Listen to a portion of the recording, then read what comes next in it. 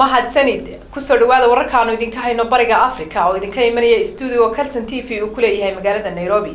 warkana waxa idin la socotiinaysaa anigoo Igla Saalax wararkaanu idinka hayno bariga Afrika waxa kamid ah guud ahaan dadka ku dhaqan xiriyaha qaxoontiga ee dalkani Kenya faafin iyo Dadaab ayaa si weyn u soo dhaweeyay xawaaladaha Soomaaliyeed ee dib looga furay dalka Mareykanka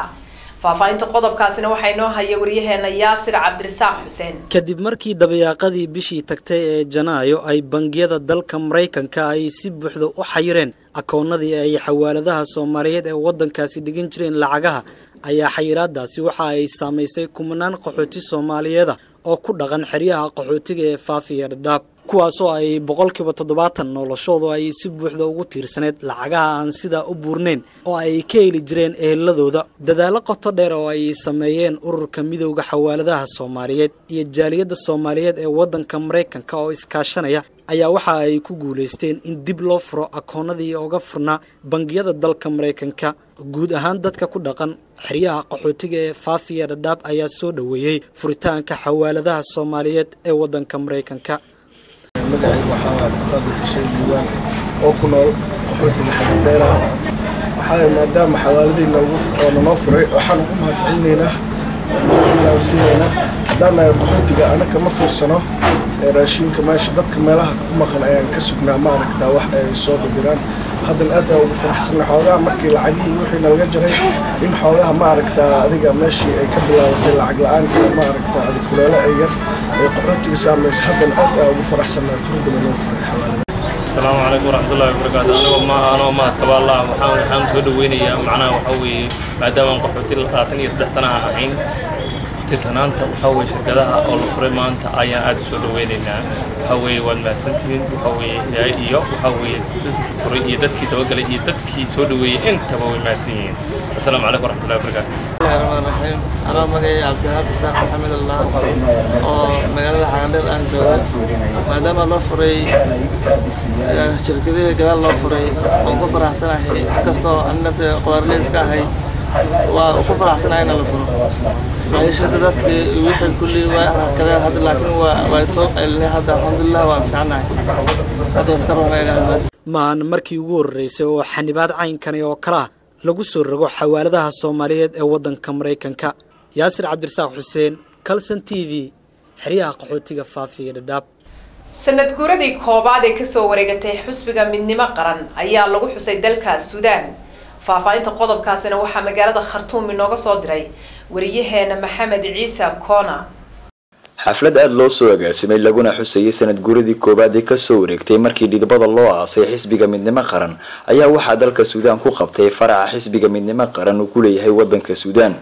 waxaana ka soo qayb galay qaybaha kala gedisan ee bulshada ku dhaqan magaalada Khartoum oo isugu jira jaaliyadda aqoon-yahanada suugaanleyda iyo midowga ardayda Soomaaliyeed ee dalka Suudaan waxaana furitaankii xafladda lagu xusayay sanad guuradii koobaad ee xisbiga midnimo qaran ku soo dhaweeyay dhammaan ka soo qaybgalayaashii Axmed Qaasim Axmed Saahid oo isagu ahaa agaasinka guud ee xafladda gaaxigu ahaydo guurtidan la dhowre hoogdoomo wadan waxaan jecelahay inaan soo dhaweeyo hadayna la joogaan wax filayaa inaan la joogaan safaaradda waddanka Soomaaliyeed oo inoo ku sareysa haddaan nahay ardayda iyo ummadda Soomaaliyeed ee ku dhaqan wadanka Suudaan itixaadka ardayda Soomaaliyeed sidoo kale aad baan u soo dhaweynaynaa xubnihiisa kala duwana dhamaantood inala jooga raiiska Abraham ugu sareeyaan dhamaantiin soo dhawaada ahdaafta siyaasadda ee wadanka Soomaaliya sidoo kale qaar ka mid ah dadkii ku sugnaa xafladda xuska sanad jirsiga midnimo qaran ayaa iyaguna ka hadlay goobta qaabisay xisbiga sanad guuradiisii iyo dhalinyarada ka soo qayb gashay ama dumar ha ahaadeen ama rag ahaadeen ama wiilal ha ahaadeen iyo ururada iyo kulli ma badinayo laakiin waxaan jeclahay inaan ishaarooyin aan bixiyo waxa weeye carabtu waxay tiraahdaa almusiibatu idaa cammat khaffat waxaad ogtihiin berigii hore wax walba waxaa la dhihi jiray Soomaali baad noqonaysaan ciddii hadashaba xataa Allah u naxariistay Yaasir Carafaat yaa wuxuu yidhi haddaad heshiin weydaan Soomaali baad noqonaysaan waddankiisu yuhuud haysto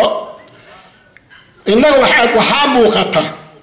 ugu dambeyn waxaa soo xiray xafladda lagu xusayay sanad jirsiga xisbiga midnimo qaran xogayaha xisbiga ee fariiciisa Suudaan Xamse Maxamuud Jimcaale waxaana ka hadlay muhiimadda ay bulshada u leedahay midnimada iyo sida ay Soomaalida oo idil ugu baahan tahay in ay midnimo gaarto istaagto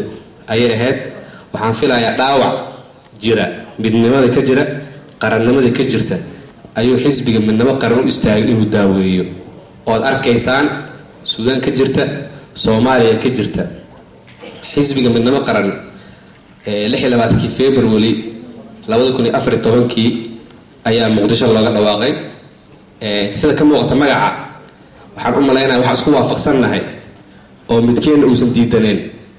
in ay nahayso midnimo la'aan ma beemataas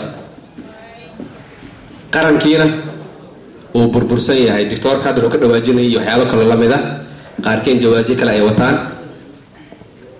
muwaadana cusub ay soo baxday marka xisbiga 2014 waxaa la yiri maadaama Soomaali horumarayso hore u socoto xisbi siyaasadeed waa in la helaa. dhammaan ka soo qaybgalayaashii ayaa mahadiyeen sida heerka sare leh ay u soo idlaatay sanad guuridii koobaad ee xisbiga midnimo qaran oo ka dhacday caasimadda waddanka Suudaan ee Khartoum. Maxamed Ciise Koona, telefishinka Kalsan TV, Khartoum, Suudaan.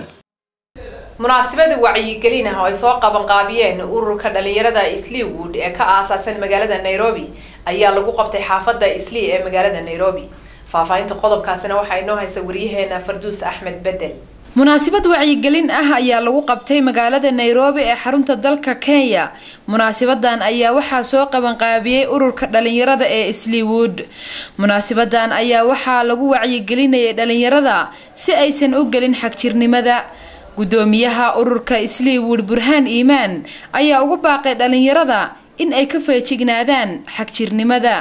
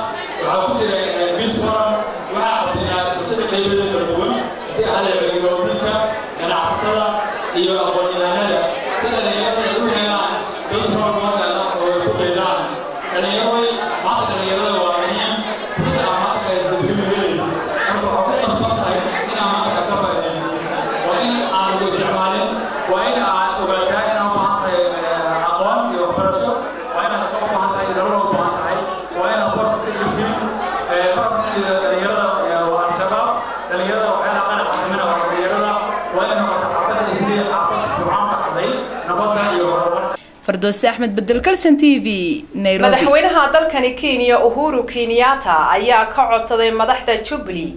inay u midoobaan ka shaqaynta ammaanka dalka. faafahinta qodobkaasina waxay noo hayay wariyaheena Cabdixakiin Saciid. madaxweynaha dowladda Kenya Mr Uhuru Kenyatta ayaa sheegay inay muhiim tahay inuu dhaco shirweyne ee looga hadlayo kala qaybsanaanta xisbiga Jubilee si loo sugo ammaanka dalkani Kenya. madaxweynaha Kenya oo waraysi siiyay TV-ga qaranka ayaa sheegay inay xubnaha Jubilee ay ka qayb galaan shirkaasi oo uu sheegay inuu muhiim u yahay midnimada xisbiga Jubilee. xisbiga Jubilee ee haya talada dalkani Kenya ayaa muddooyinkii dambe waxaa jirtay hadalhayn ku aadan inaan xubnaha ugu muhiimsan ururkaasi aanay ku qanacsanayn siyaasadda uu xilligani ku jiro dalkani Kenya. madaxweynaha Kenya oo garab taagnaa madaxweyne ku-xigeenkiisa William Ruto ayaa sheegay inaysan xilligani muhiim ahayn kala qaybsanaan xilligani soo dhex gasha xisbiga Jubilee. madaxweynaha ayaa sheegay in xilligani uu dalku ku jiro marxalad adag isla markaana ay la dagaalamayaan kooxaha ugu yeedhay argagixisada. William Ruto madaxweyne ku-xigeenka dalka Kenya oo isna khudbad jeediyay ayaa sheegay inay muhiim tahay wada shaqaynta xubnaha xisbiga Jubilee iyo baarlamaanka dalka Kenya oo ugu baaqay inay ka wada shaqeeyaan sidii uu u dhici lahaa shirweynaha xisbiga Jubilee. madaxweyne Uhuru Kenyatta ayaa markii ugu horeysay safar dhulka ku booqday countiga Meru ayaa hadalkani ka jeediyay. Cabdixakiin Saciid, Kalsan TV, Nairobi. waa hagaag daawadayaal intaasi waxaa nagaga dhan wararkii aan idinka haynay bariga Afrika aan la socodsiinaya anigoo ah Igla Saalax haatana u diyaar garooba xubinta ciyaaraha warka Kalsan TV oo la socodsiin doona wariyaheena Mawlid Warsame Kulane